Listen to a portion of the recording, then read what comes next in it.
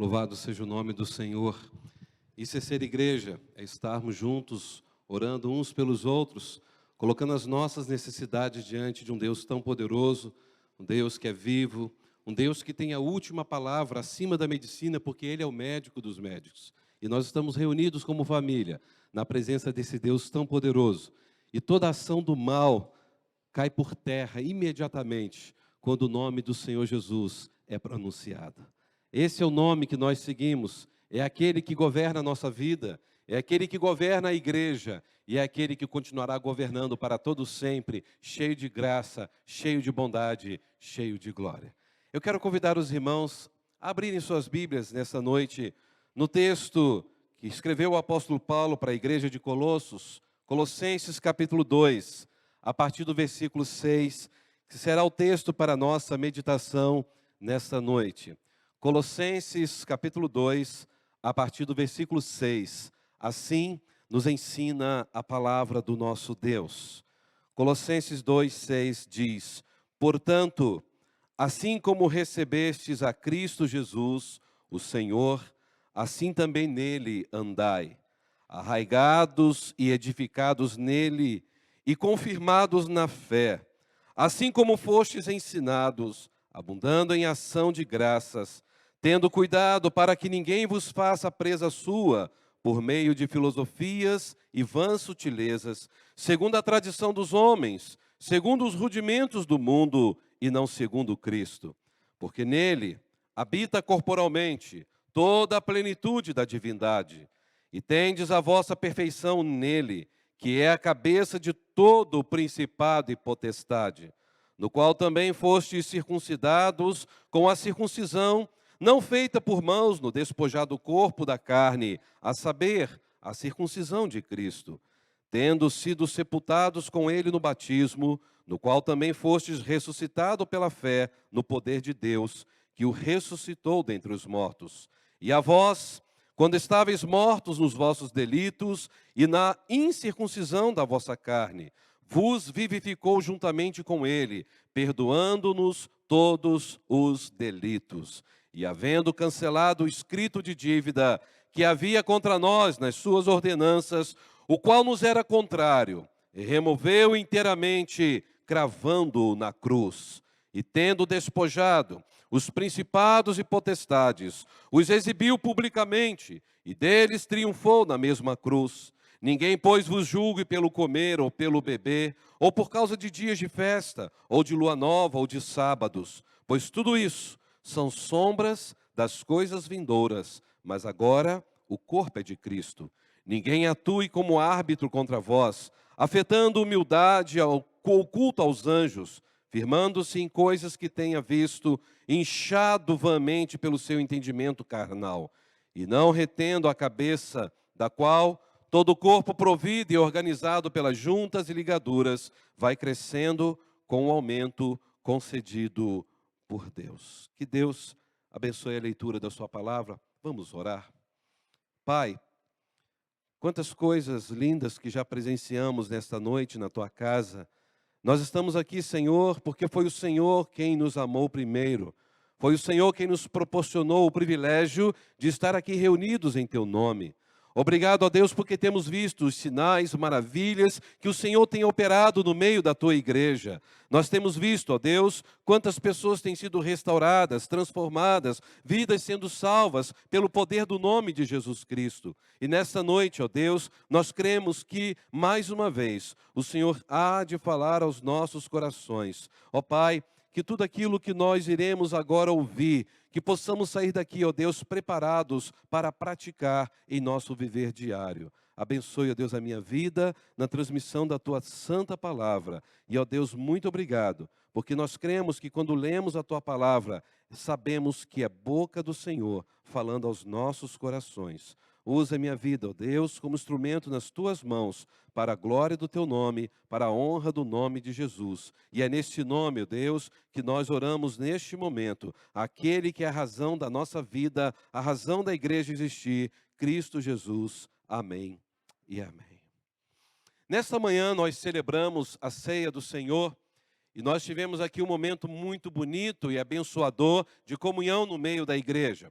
E nessa noite nós queremos dar continuidade falando a respeito do poder de Cristo, daquilo que Cristo fez por mim e por você naquela cruz. E meus irmãos, a Bíblia nos revela que enquanto o povo queria seguir este homem chamado Jesus de Nazaré, os poderosos ficavam incomodados. Os poderosos estavam com inveja de ver Jesus sendo ovacionado pela população e eles não. E Jesus estava incomodando até mesmo os líderes religiosos do templo. Homens que queriam ganhar dinheiro com a fé do povo através do ritualismo religioso. Nada diferente dos dias que nós estamos vivendo. Portanto, a morte de Jesus se transformou num espetáculo de poder religioso e poder político para aquele contexto. Mas o que eles não sabiam era que a cruz, ela não foi um espetáculo de derrota de um possível concorrente religioso chamado Jesus de Nazaré. Na verdade, a cruz foi sim um espetáculo, mas um espetáculo do amor e da ira de Deus sendo manifestado no mesmo lugar. Foi onde Deus revelou a sua ira diante do pecado da humanidade, castigando assim no seu Filho. Mas também foi onde Deus revelou o seu amor, dando o seu melhor, dando o seu único Filho, puro, perfeito, para morrer naquela cruz em favor da humanidade. Foi onde Deus colocou ali ao ridículo os poderes dos principados e potestades. O que são os principados e potestades? Todo o poder de Satanás, todo o império satânico, todo o império do mal, ou seja, Satanás e os seus demônios, todos foram colocados ao ridículo diante da morte de Cristo na cruz. Satanás foi humilhado, foi derrotado com a morte de Cristo, porque o preço da culpa humana foi pago pelo próprio Deus, ao próprio Deus. Jesus pagou a nossa culpa para Deus. Louvado seja o nome do Senhor. Ele tomou o nosso lugar.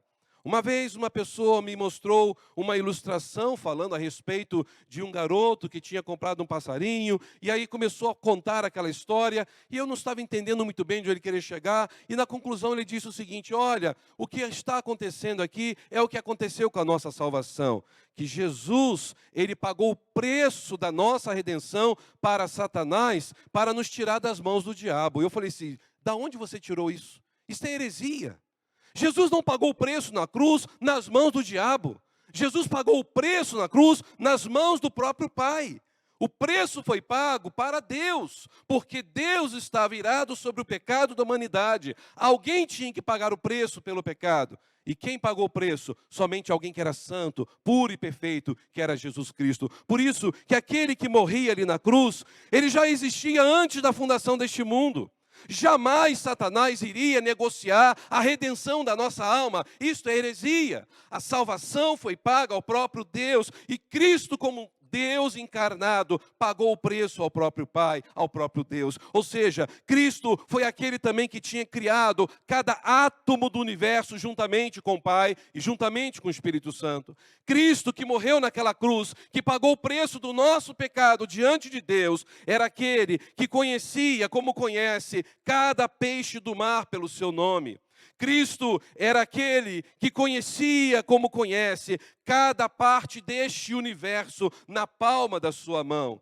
Ele era aquele que sabia, como sabe, que eu e você estaríamos aqui nesta noite para ouvir a sua palavra, para adorá-lo, porque Cristo é onipresente, onisciente, onipotente. Ele é o Deus que se fez carne. Ele pagou o preço que era nosso naquela cruz em nosso lugar. E sabe, meus queridos irmãos, Jesus é aquele que sabe tudo o que você tem passado. Jesus é aquele que sabe o que você está pensando agora. Jesus é aquele que te entende melhor do que você mesmo, porque Ele é o Filho de Deus, Ele é o Emanuel, Ele é o Deus conosco, Ele é o nosso Salvador. Ele é aquele que estava ali, naquele espetáculo de ódio, naquele espetáculo de crueldade, naquele espetáculo de rancor dos poderosos. Foi Ele que foi esmagado naquele momento por causa das nossas transgressões. Mas, queridos irmãos, Ele não estava sendo esmagado para poder se aparecer.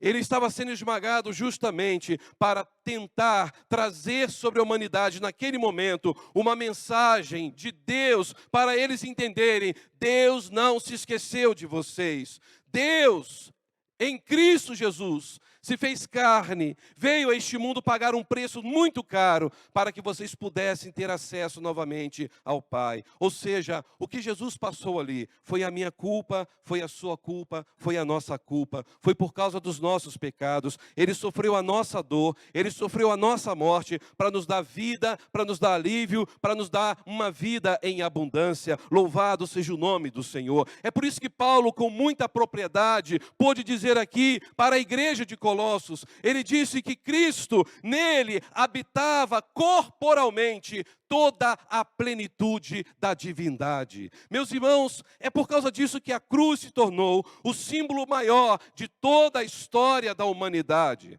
A cruz de Cristo está no centro de tudo, e o Cristo da cruz é o centro de todas as coisas. Meus irmãos, quando estudamos a respeito do amor de Cristo, da morte de Cristo, da ressurreição de Cristo, a gente chega à conclusão de que não existe nenhum outro movimento, nenhum processo político ou ideológico, não há nenhuma grande descoberta científica, nenhum grande avanço social ou econômico, não há nada que possa se comparar com a centralidade da cruz de Cristo e do Cristo da cruz, porque Ele, Cristo, é o centro de todas as coisas, e a cruz de Cristo não tem a ver apenas com uma geração, não tem apenas a ver com um sistema religioso. A cruz de Cristo, a morte de Cristo, não tem apenas a ver com uma geografia lá em Israel, não apenas com um país, não apenas com um planeta, mas a cruz de Cristo e o Cristo da cruz tem a ver com a história de todo o universo. Isso é a prova do grande amor de Deus por nós, porque Deus é amor.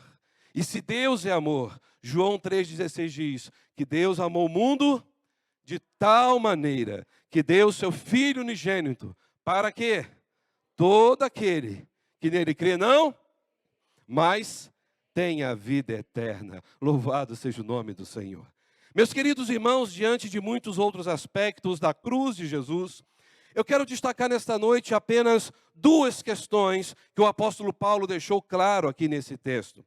Duas questões que jamais poderemos ignorar diante da cruz de Cristo e do Cristo da cruz. Duas lições que refletem para mim a essência do verdadeiro significado da crucificação e ressurreição de Jesus Cristo, daquilo que Cristo fez por mim, daquilo que Cristo fez por você, da sua morte, da sua ressurreição, da sua vitória. A primeira delas, que o apóstolo Paulo nos ensina aqui, é que na cruz, Jesus estava tratando juridicamente da nossa acusação. Na cruz, Jesus estava tratando juridicamente das nossas acusações. Meus irmãos, quando a gente vê então todo o texto sagrado narrando a respeito da morte de Cristo e da ressurreição de Cristo, nós entendemos perfeitamente que na cruz, Jesus estava tratando de nossas crises morais. Na cruz, Jesus estava tratando dos nossos débitos impagáveis para com Deus. Na cruz, Jesus estava tratando daquilo que fazemos e que não deveríamos estar fazendo na nossa vida. Na cruz, Jesus pagou o preço por causa dos caminhos que eu e você temos andado e que não deveríamos estar andando. Foi na cruz que Jesus tratou da nossa tortuosidade, das enfermidades do nosso caráter. Foi ali, naquele momento da cruz, que Jesus estava tratando das perversões mais profundas da própria natureza humana. Ou seja, o apóstolo Paulo estava dizendo que na cruz, Jesus estava tratando do problema da culpa de toda a humanidade. E Paulo estava dizendo que existe um escrito de dívida. Todo ser humano tem uma dívida diante do Senhor. Nós temos uma lista imensa de dívidas para pagar. Dívidas que não podem ser pagos por nosso próprio dinheiro ou por nossas conquistas. Todos nós temos coisas que nós fazemos que não deveríamos ter feito e nós sabemos que é uma dívida impagável. Dinheiro nenhum no mundo poderia pagar esta dívida por causa do nosso pecado. Meus irmãos, nós temos que admitir que muitas vezes nós somos aquilo que não deveríamos ser. que nós estamos pensando aquilo que não deveríamos estar pensando, que nós estamos sentindo aquilo que não deveríamos estar sentindo. É por isso que quando Paulo disse no verso 14, ele falou, havendo cancelado o escrito de dívida que havia contra nós nas suas ordenanças, o qual nos era contrário, removeu inteiramente, cravando aonde? Na cruz. O que me chama a atenção, que naquela época, nesse contexto, uma pessoa que tinha dívidas, ela sempre tinha que colocar no prego todos os seus boletos, os seus papéis de dívida, cravado no umbral da porta do lado de fora. Para que as pessoas passassem ali e olhassem, essa pessoa está bem endividada. Ela deve estar lutando para pagar suas dívidas. Imagine hoje, se você tivesse que pegar todos os seus carnezinhos, né? Todas as suas contas que você paga diariamente, conta de água, conta de luz, seus boletos do carro, né? Aquele carro que você tem uma segunda Bíblia, de tantos papéis para pagar, 60 meses, pastor, passa rápido, né? E aí a pessoa está ali todo mês suando para pagar cada prestação, as mensalidades da escola, você tem que chegar agora na porta da sua casa, do seu apartamento, colocar um prego ali e no umbral da porta do lado de fora mostrar para todo mundo a dívida que você possui. Não é estranho isso? Mas esse era o contexto daquela época. As pessoas tinham que colocar. E depois, quando as pessoas pagavam as dívidas, elas colocavam do outro lado do umbral da porta todas as dívidas pagas. E ali tinha o nome Tetelestai, que eu falei hoje pela manhã. Ou seja, está pago, está quitado. E aí Paulo está falando agora que Cristo pegou a minha dívida, a sua dívida, não uma dívida que ficava cravado no umbral de uma porta, mas uma dívida impagável, uma dívida que jamais o ser humano poderia pagar a respeito do pecado e a respeito de obter a sua salvação. E somente pelo sangue de Jesus é que a pessoa poderia ter o perdão dos seus pecados e o privilégio de receber o perdão de Deus e fazer parte do reino dos céus. Então, naquele momento, Paulo então usa essa expressão de dívida e ele vai dizer o quê? Esse escrito de dívida que existe contra nós, que está cheio de mandamentos que eu e você não cumprimos, de leis que nós violamos, de princípios que nós quebramos, de verdade que nós negamos, que nos é profundamente prejudicial. Essa dívida que nos esmaga, essa dívida que nos leva a um psiquiatra, a um psicólogo, que nos deixa perturbado emocionalmente, que tem levado muita gente a se afundar na bebida, nas drogas, no cigarro, na imoralidade. Essa dívida que tem feito uma menina que não consegue se entender, se compreender, se entregar à prostituição, à procura de algo que ela não sabe o que quer. Essa dívida que faz de um garoto começar a fumar maconha, a cheirar cocaína, a usar o crack, porque ele não consegue se encontrar emocionalmente e espiritualmente, porque está endividado espiritualmente. Tudo isso que tem causado este latejamento na nossa alma, essas coisas que pulsam dentro de nós, essa angústia no fundo da alma, que joga para mim e para você a nossa acusação. Paulo disse aqui que na cruz, Jesus estava lidando com o problema da culpa, essa dívida pesada que estava sobre nós, ele riscou, ele cancelou, e diz no verso 14, ele cravou-a na cruz, e ele pagou a nossa dívida para sempre. Meus irmãos, isso é incrível, isso é maravilhoso.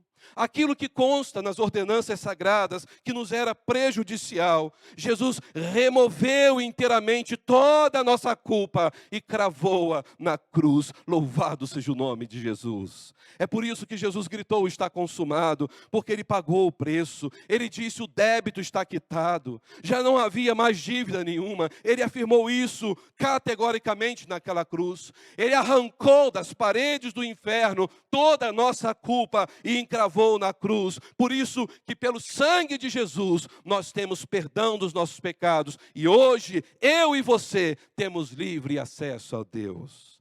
Por esses pecados que nós já cometemos, Jesus disse, nenhum desses que crê em mim serão em qualquer momento na vida julgados outra vez. Sabe por quê?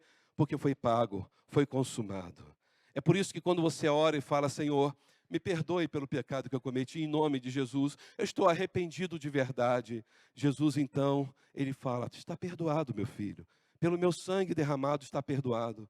Dali a pouco, passa alguns momentos, você de novo, Senhor, esse pecado tem me incomodado. Aí Deus olha para você, que pecado, meu filho?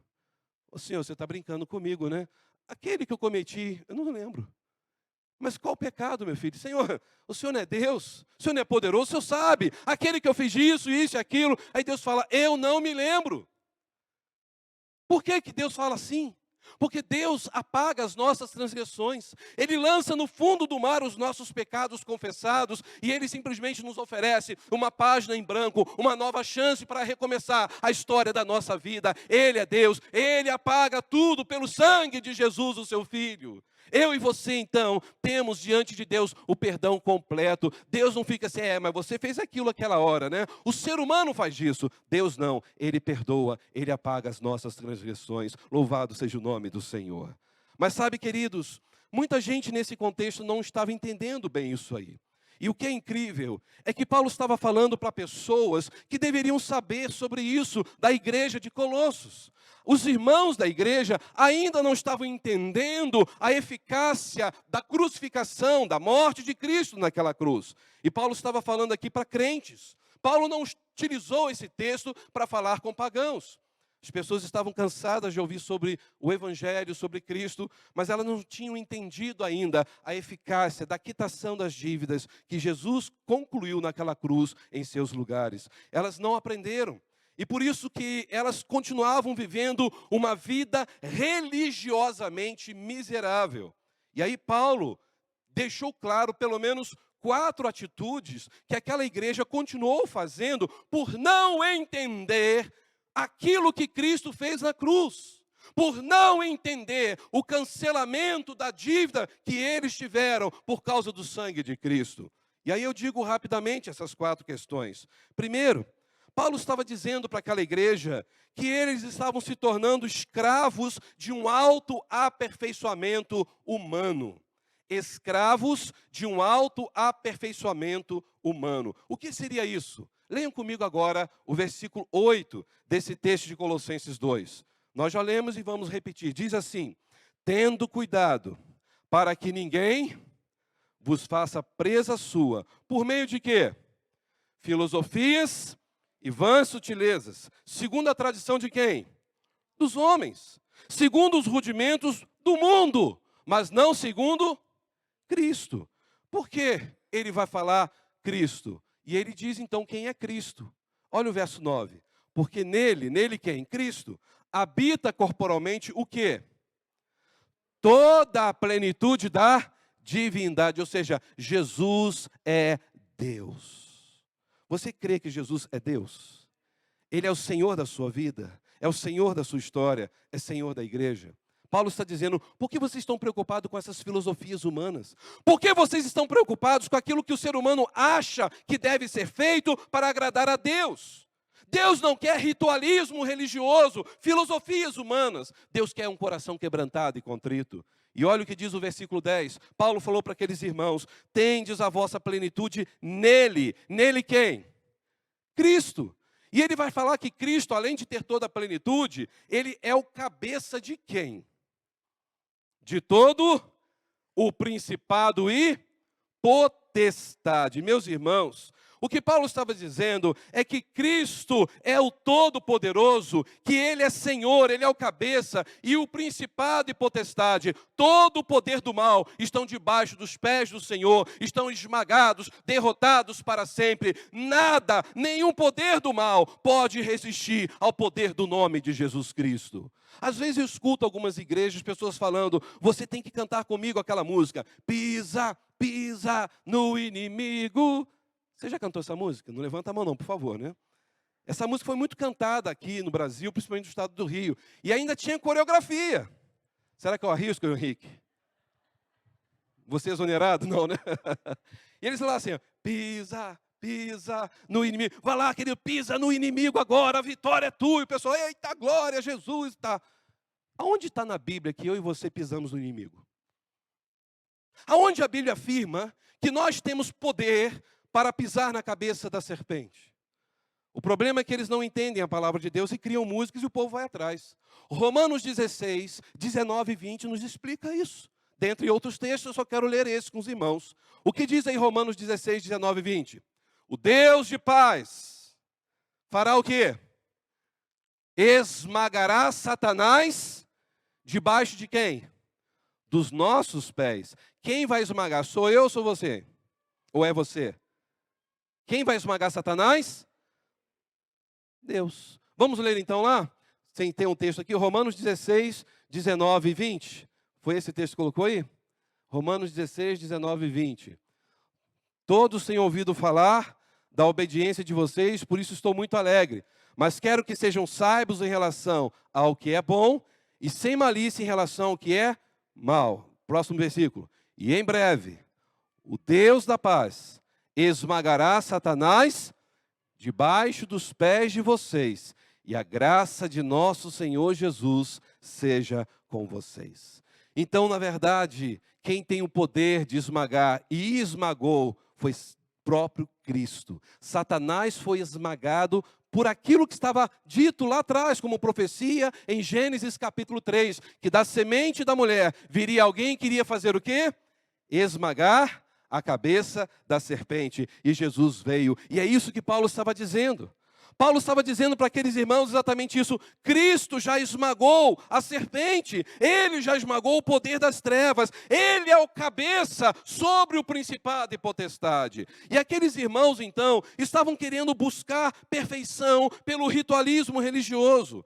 Paulo estava dizendo, por que vocês querem fazer tanto ritualismo para alcançar a perfeição? Ninguém vai conseguir melhorar por si mesmo.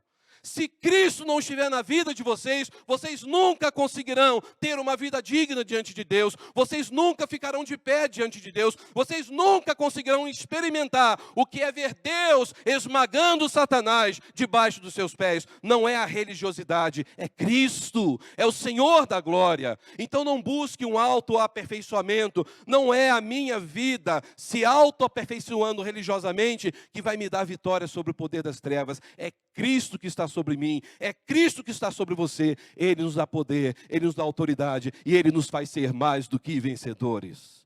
É isso, é Cristo. Então eles estavam vivendo o ritualismo religioso, acreditando que aquilo iria aperfeiçoar, iria aproximar mais de Deus. Um erro.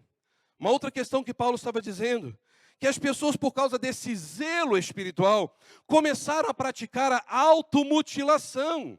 Vocês conseguem imaginar o que era isso?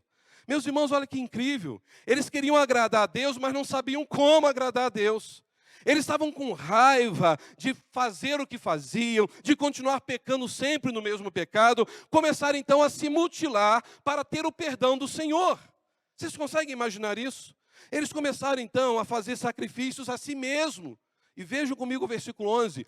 Qual tipo de sacrifício eles começaram a fazer? Eu estou falando da igreja, não era dos pagãos. Paulo disse o quê? No qual também fostes circuncidados com a circuncisão, não feita por mãos no despojar do corpo da carne, ou seja, não é do prepúcio do órgão masculino, não é esta circuncisão que nós temos em Cristo, nós temos o nosso coração circuncidado para sempre. É isso que Paulo estava dizendo. Meus irmãos, Paulo estava sabendo que alguns irmãos que estavam tendo a prática judaica da circuncisão, por causa do pecado da imoralidade, começaram a automutilar-se, a cortar o seu próprio órgão genital. Vocês conseguem imaginar aonde a igreja estava chegando? Achando que aquilo agradava a Deus. É como aquelas pessoas que saem correndo pelas pistas das BRs do nosso Brasil, carregando uma cruz nas costas, achando que vão alcançar alguma graça ou querem agradecer alguma bênção. As pessoas sobem de joelhos, e eu presenciei muito isso lá em Pindamonhangaba, quando eu morei ali 18 anos, e tinha então aquele período de outubro que as pessoas iam para a cidade de Aparecida, logo ao lado de onde eu morava. As pessoas andavam de joelhos no sol quente, subindo aquelas escadas, carregando objetos nas costas, o sangue escorrendo pelas pernas, por causa daquele momento do joelho estar ali em atrito com aquele solo quente. E aí a gente começa a ver as pessoas fazendo aquilo, porque estavam querendo agradar o coração de Deus. Mas a Bíblia diz no Salmo que Deus não quer sacrifício, o que Deus quer é um coração quebrantado. Deus quer um coração que esteja realmente arrependido. Sabe por quê? Porque o sacrifício já foi feito em nosso lugar. Jesus pagou o nosso preço naquela cruz, e a dívida está quitada para sempre. Aqueles irmãos estavam se mutilando porque eles achavam que aquilo iria agradar a Deus, porque eles não estavam se controlando na sua vida imoral. Então aquilo para eles era uma saída. E Paulo falou: irmãos, parem com isso, em nome de Jesus. Não é se automutilar que vai fazer de vocês pessoas cheias do Espírito Santo de Deus. Jesus já pagou o preço, Ele já circuncidou o nosso coração. Apenas se enche de Cristo, volte o olhar para Cristo e Ele vai conduzir a história de vocês até aquele dia que estarão com Ele nos céus. Assim estava aquela igreja, se automutilando, pensando que agradava ao Senhor. Outra questão, eles se tornaram fundamentalistas religiosos. E fundamentalista religioso é alguém que não entendeu em profundidade que Jesus é o Senhor da glória e tudo que Ele fez na cruz. Olha o verso 16, por gentileza. Paulo falou para aqueles irmãos: ninguém vos julgue pelo comer, ninguém vos julgue pelo beber, ou por causa do dia de festa, lua nova ou de sábado. Ou seja, estavam presos ao ritualismo judaico, presos ao dia. Não, nós temos que adorar a Deus só no sábado. E incrível que há pessoas que ainda hoje estão assim.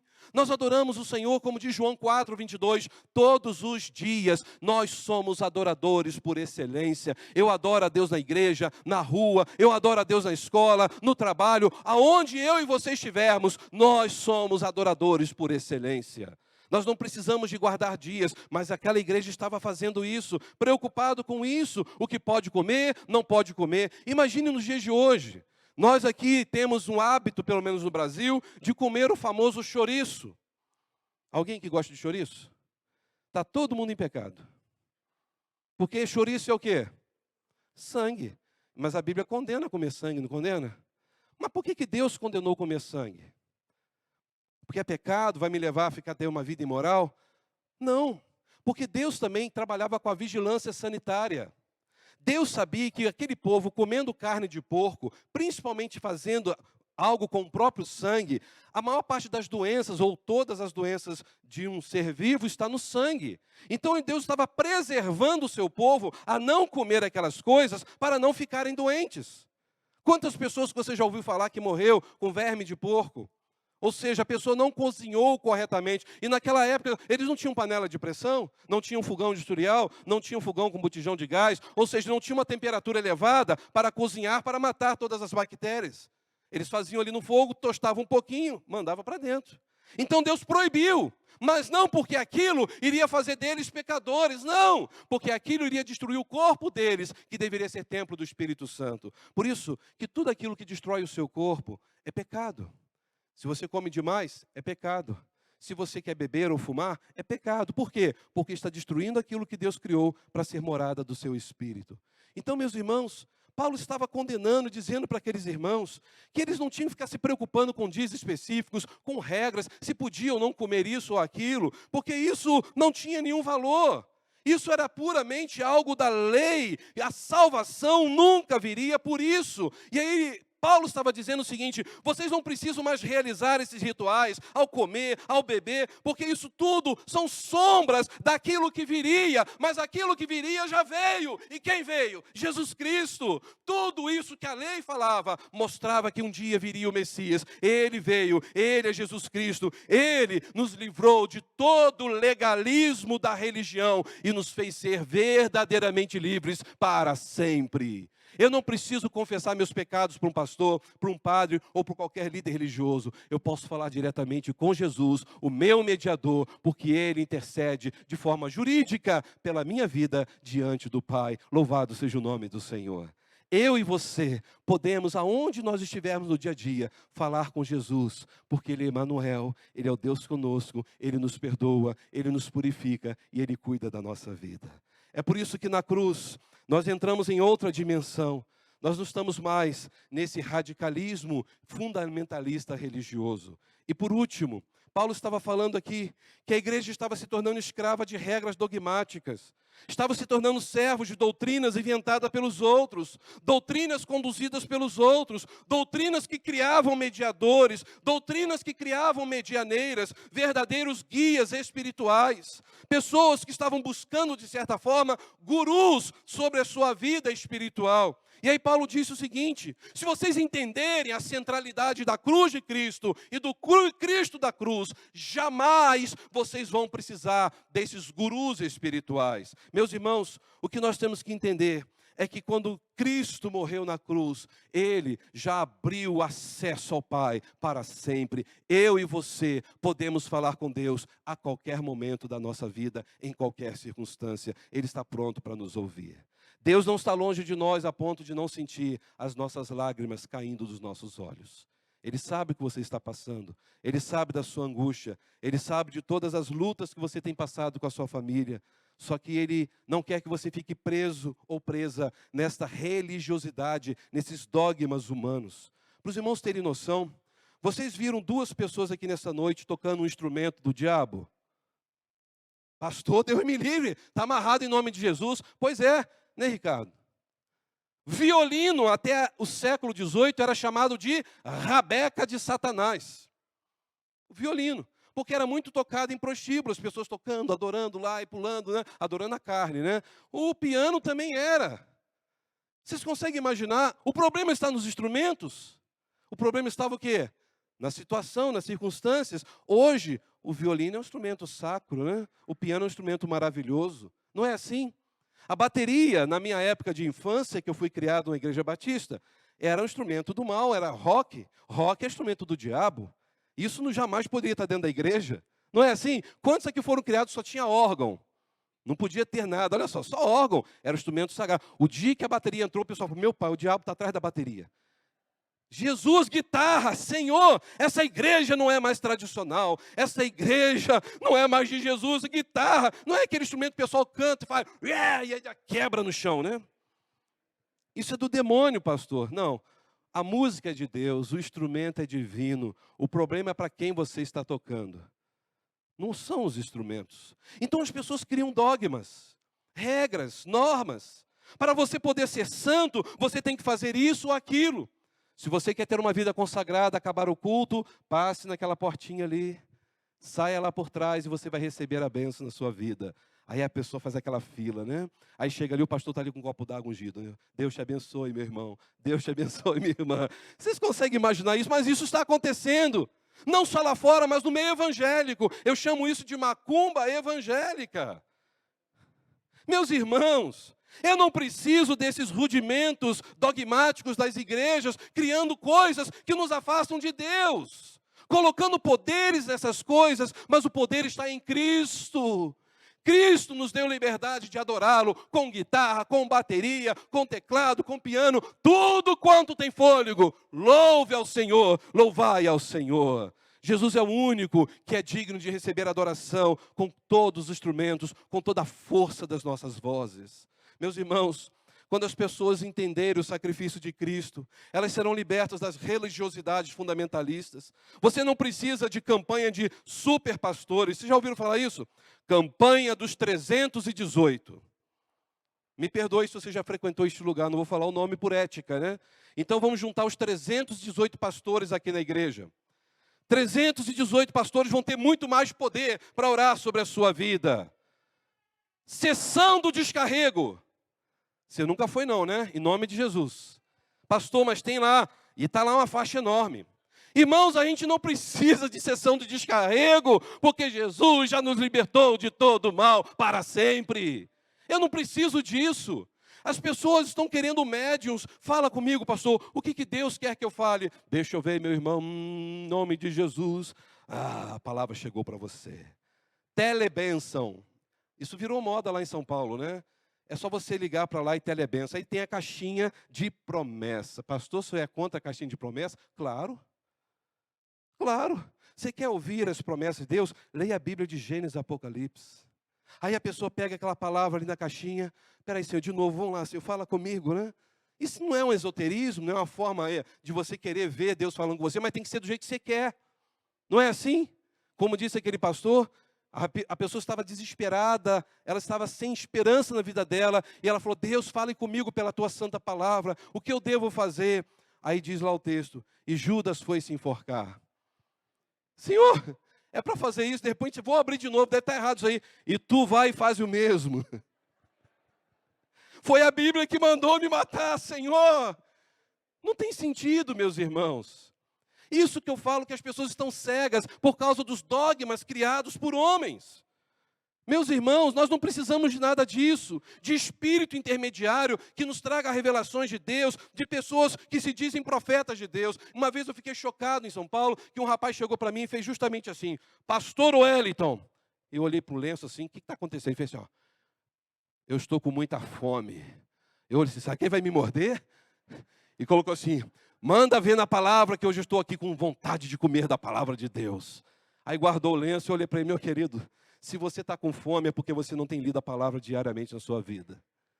Você vai se transformar num obeso espiritual. Vai estar sempre comendo da palavra, mas você nunca vai praticar. Então você nunca vai exercitar. E só vai engordar, mas você nunca vai entender a palavra de Deus. Se você está com fome é porque você não tem lido a palavra autêntica do Senhor. Sabe, é isso que as pessoas querem. Meus irmãos, se nós somos livres em Jesus, nós somos imbatíveis, nós somos salvos, nós temos esta liberdade de adorá-lo, de exaltá-lo, de conviver em comunhão. Nós temos esse livre acesso ao Pai, então o véu da religiosidade foi rasgado. Diz que quando Cristo foi crucificado, o véu do templo se rasgou de cima para baixo ou de baixo para cima. De baixo para cima. Sabe por quê? Porque a salvação vem de Deus. É Deus rasgando a religiosidade humana. É de cima para baixo.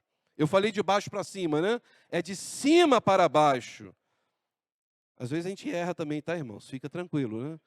Eu não tenho, como diz alguns, né? Aquela perfeição perpétua do Papa, né? Da impecabilidade papal. De cima para baixo. Ele rasgou o véu. E se ele rasgou de cima para baixo, a salvação começou com ele. A vida eterna está lá em cima, de cima para baixo. Então ele está dizendo que a religiosidade humana, que tenta construir algo para chegar até Deus, cai por terra. Eu não preciso da religiosidade humana para chegar até Deus. E aí Paulo vai dizer no verso 18, ninguém atue como árbitro contra vocês, afetando humildade ou culto aos anjos. Vocês conseguem imaginar o que a igreja de Colossos estava fazendo? Cultuando anjos. Firmando-se em visões. Deus me deu uma revelação aqui nesta noite. Tem gente que vai às igrejas em busca de revelação, firmando-se em visão, inchado vamente pelo seu entendimento carnal. O que Paulo estava dizendo? Igreja de Colossos, o cabeça da igreja é Cristo. Vocês não precisam mais dessas cabecinhas religiosas. Quem tem Jesus não precisa se apoiar mais na muleta da religião, porque Jesus é o guia dos guias, o pastor dos pastores, o sumo sacerdote dos sacerdotes. Ele é o Senhor dos senhores, Ele é o Rei dos reis. É por isso que nós podemos dizer que a Ele sejam dados domínio e poder pelos séculos dos séculos. Amém.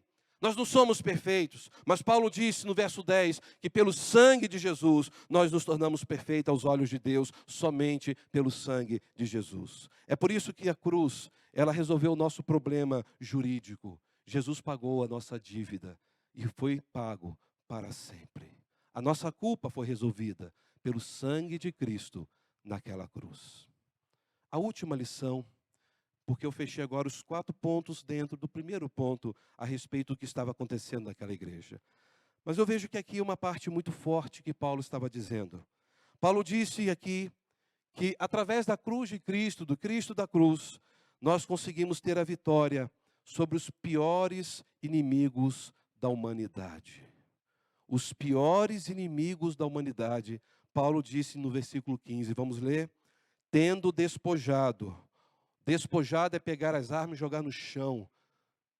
Ter feito todo o principado e potestade ficar sem condições de lutar. Diz aqui que os exibiu publicamente e deles fez o quê?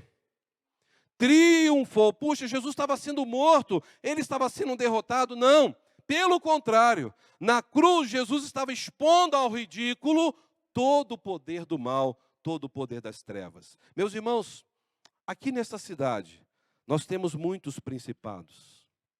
Principados, potestades que os políticos não conseguem enxergar, que os ricos dessa cidade não conseguem discernir, que os médicos, com toda a sua sabedoria e estudo, não conseguem enxergar, porque eles estão por aí, estão em volta de nós, estão em volta de cada pessoa nessa cidade. E esses principados, alguns aqui podem até ter conhecido um dia, eu não sei, alguns com nomes diferentes. Alguns deles governam nações, governam regiões, governam cidades, governam instituições, ou seja, estão por aí. E eu particularmente Já ouvi falar de alguns desses nomes muito comuns, principalmente na cultura no estado do Rio, como Exu Caveira, Tranca-Rua, Zé Pilintra, demônio como a Pombagira, ou seja, vários nomes são citados de demônios que estão espalhados ao nosso redor. No Brasil nós temos milhares, no mundo milhões. Mas escutem algo que eu vou dizer mediante a palavra de Deus. Os principados econômicos, políticos, intelectuais que estão tentando manipular a medicina, principalmente os principados espirituais. Jesus Cristo despojou todos esses principados e potestades e exibiu publicamente ao desprezo todos eles e triunfou lá na cruz. Jesus venceu esses principados, ou seja, Deus, em Cristo Jesus, derrotou toda a ação do principado para sempre. Ainda hoje, eles estão por aí, atormentando vidas, pessoas que muitas vezes estão na sua fraqueza espiritual, mas sabem, queridos, que quando as pessoas conhecem Jesus, elas não mais vão oferecer trabalhos em esquinas, elas não vão mais oferecer trabalhos em rios, elas não vão mais oferecer trabalhos em cachoeiras, elas não vão mais oferecer trabalhos em oceanos todo final de ano para entidade nenhuma. Quando a pessoa tem um encontro com Cristo da cruz e a cruz de Cristo, elas não vão pagar mais um centavo sequer a mãe de santo nenhum, muito menos em consultas espirituais, porque em Jesus nós não temos mais medo, em Jesus nós andamos em paz, em Jesus não temos mais fobias, porque sabemos que Jesus já saqueou as forças do inferno, que antes dominavam essas vidas. Jesus nos libertou para sempre e oferece libertação para todos que querem buscá-lo como Salvador. Esses principados e potestades, pela morte de Cristo, foram derrotados para todos sempre. Nenhum deles resistem ao falar o nome de Jesus Cristo. Meus irmãos, quem crê em Jesus anda de vitória em vitória, de glória em glória. Nós somos um povo, então, a quem Deus libertou e verdadeiramente nós somos livres. Você pode falar junto comigo? Nós somos um povo a quem Deus libertou e verdadeiramente somos livres. A morte de Jesus foi revertida em plenitude. A morte de Jesus foi a plenitude de Deus sobre a humanidade, principalmente na sua ressurreição. Satanás foi esmagado. Paulo disse, Jesus triunfou sobre eles naquela cruz. Sabe o que significa?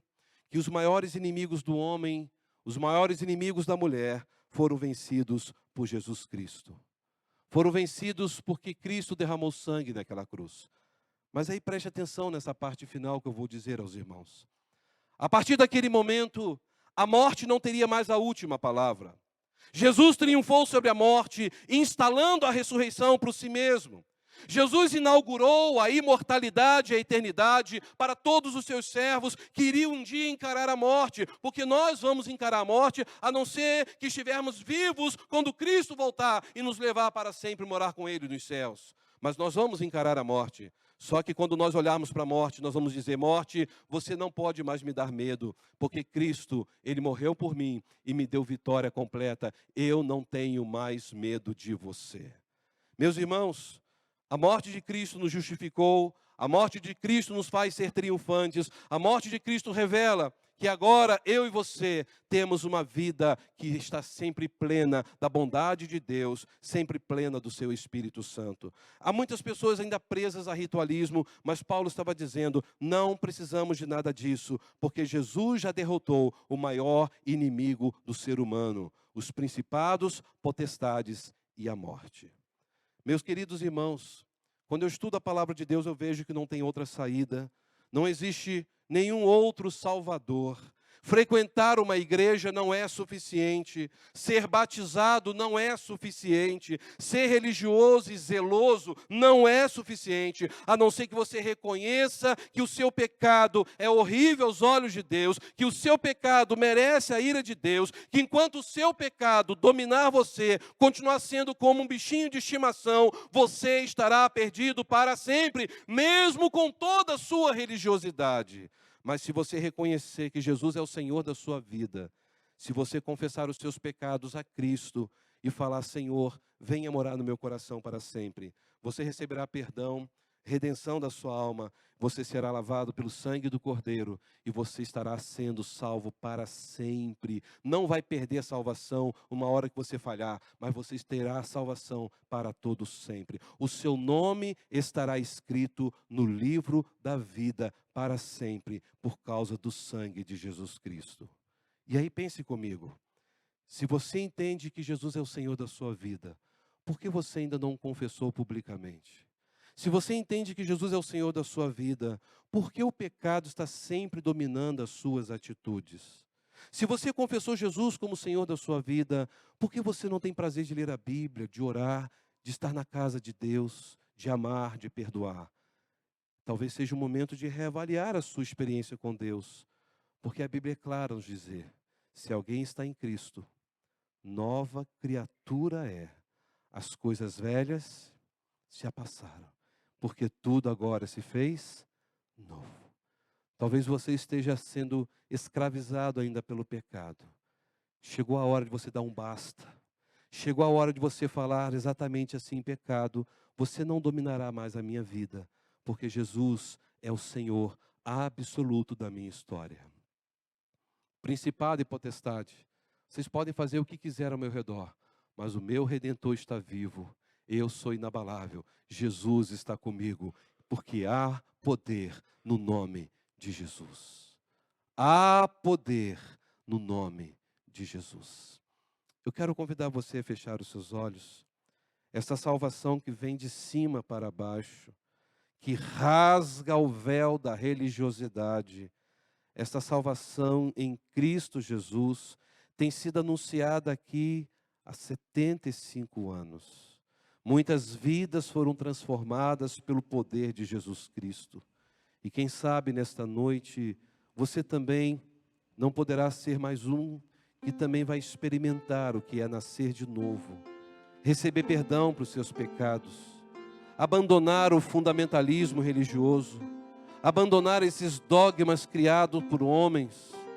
Talvez hoje você se sinta uma pessoa muito religiosa, muito fiel à tradição da sua religião familiar. Eu quero te dizer que isso não te levará para o céu. O que te dará a vida eterna não é porque você frequenta uma igreja batista. O que te dará a vida eterna não é porque você se transformou numa pessoa boa, que ajuda o próximo no dia a dia. Tudo isso são consequências da salvação. O que vai fazer você herdar a vida eterna é somente confessando Jesus como Senhor absoluto da sua vida, pedindo perdão ao Pai pelos seus pecados, dizendo: Deus, eu reconheço que o meu pecado está ferindo o Senhor, eu reconheço o quanto eu tenho destruído o meu corpo, que deveria ser templo do Teu Espírito Santo.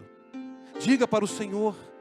Talvez você esteja vivendo na igreja há muitos anos e você está apenas cumprindo a sua religiosidade sagrada. Deus não quer religiosos. Deus quer homens e mulheres com corações quebrantados e contritos. E nessa noite, o Senhor está te dando esta oportunidade de você olhar para Jesus Cristo, aquele que pagou a dívida que você tinha, aquele que riscou todo boleto de dívida que era contra você e derramou sangue precioso naquela cruz. E Ele disse: está quitado, está consumado.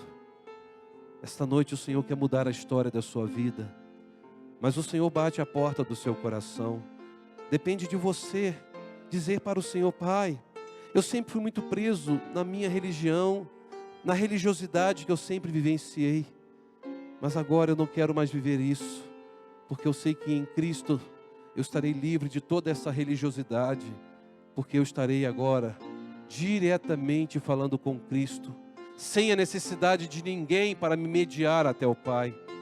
Diga para o Senhor Jesus: Senhor, me liberte, transforma a minha vida, eu preciso de Ti, eu quero ter uma vida santificada, uma mente santificada, eu não quero continuar vivendo preso a esses vícios, preso a esses sentimentos carnais.